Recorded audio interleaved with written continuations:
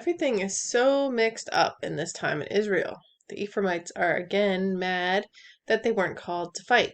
The Gileadites say they did call them, though we have no record in the previous chapter that they did. There's lying, jealousy, pride.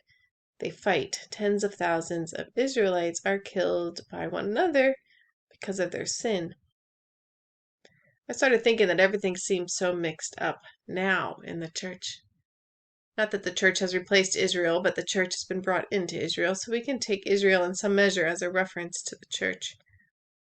The church is so mixed up, it is similar to what I see in Judges. Everyone is doing what's right in their own eyes.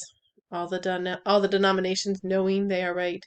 Leaders being raised up over God's people here and there of certain groups, but never in unity as one body. Believers in churches seek after their own, guarding their truth, their rights. I have the hardest time being part of a church. I don't fit in there. I sometimes struggle wondering where are the people who are seeking after Jesus and just want to know the Father and love Him and love others through the powerful working of the Spirit. I then thought that next in Israel's history is them asking for a king. Who do they get? Saul. He leads them astray even more, not following God's commands and turning them to follow a man instead of God as their true and only king. Then what happens?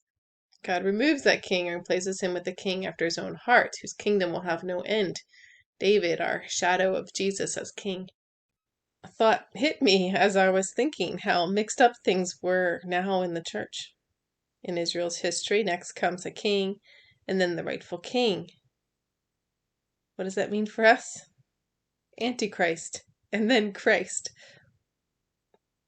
So while we need to be on the lookout for false revival and false hopes in the church, there is real hope. There is always hope. So much hope.